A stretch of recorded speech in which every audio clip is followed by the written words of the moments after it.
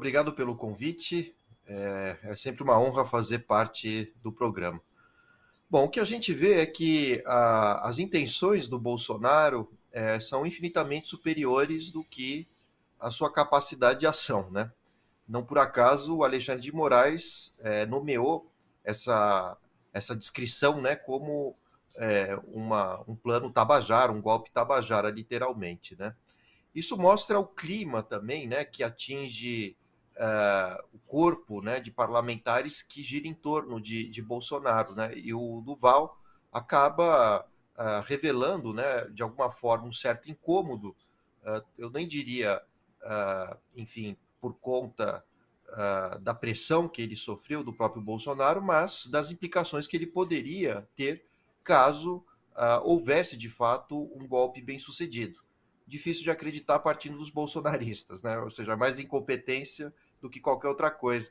Mas o fato é que essa atitude dele foi para tentar minimizar ou anular qualquer possibilidade dele ser incluído em alguma investigação, né?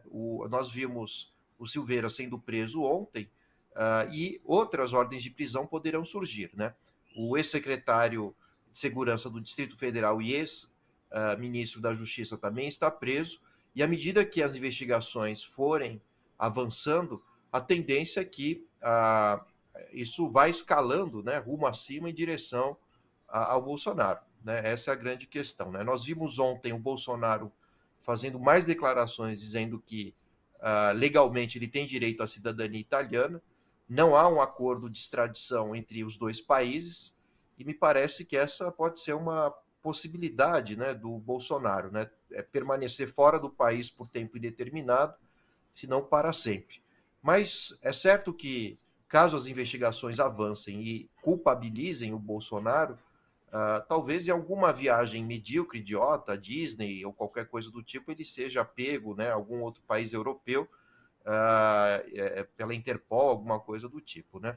Há também suposições de que a viagem de Lula aos Estados Unidos nos próximos dias para visitar o Biden tenha como uma das pautas também uma discussão eventual de uma deportação de Bolsonaro, né? Enfim, não, claro, é a pauta principal, há questões econômicas, estratégicas, né, investimentos americanos dentro do Brasil, a defesa da democracia, isso é o que mais une hoje Brasil e Estados Unidos, mas há a possibilidade, sim, de estabelecer um acordo, mesmo porque o FBI norte-americano também faz investigações de participação de Bolsonaro na tentativa de golpe, não só aqui no Brasil, como também algum tipo de relação com a tentativa de golpe que ocorreu nos Estados Unidos com Trump.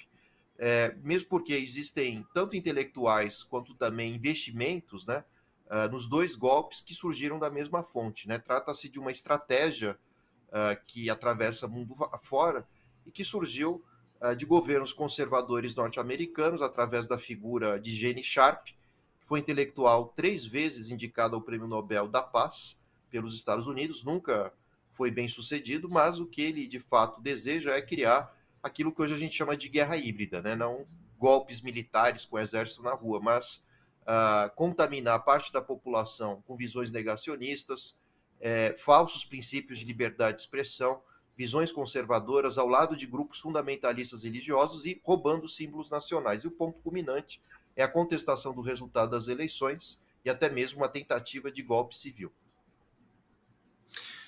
Paulo Nicole Ramírez aqui no Bom para Todos. Como é que é o nome desse intelectual americano que foi indicado ao Nobel? Ele chama Gene Sharp, ele tem um livro chamado Da Ditadura à Democracia. Dependendo da tradução, pode ser do totalitarismo à democracia. Na verdade, o livro, embora supostamente defenda a democracia, na verdade é um manual que segue linha a linha o que nós temos visto que ocorreu na Bolívia, agora recentemente no Peru, nos Estados Unidos, no Brasil, na própria Ucrânia, né, em Taiwan também, né? Ou seja, fazer com que grupos de conservadores invistam em outros grupos conservadores mundo afora, supostamente para trazer a democracia onde eles enxergam haver a ditadura. E dentro dessa visão lunática bolsonarista, né, há esse temor de que o Lula fosse comunista, Então, as mesmas estratégias são usadas, né? Inclusive a utilização de recursos jurídicos e cortes para incriminar políticos que não se adequam a essa visão. Foi o que o Sérgio Moro fez aqui no Brasil, diga-se de passagem, o que fizeram com a Kirchner na Argentina, tentaram fazer com a Bachelet no Chile. Então, existe o modus operandi, né, da forma como a extrema-direita atua hoje. Ela, no limite, claro, vai desejar uma intervenção militar, mas antes disso há outras estratégias, até mesmo investir recursos em meios de comunicação conservadores, é o que acontece com a Jovem Pan, por exemplo, aqui no Brasil. Né? Então vejam que há uma tendência, né, de estratégias que inclusive levaram Zelensky ao poder na Ucrânia, né, rompendo com uma certa relação de dependência com a Rússia. Interessante isso, né?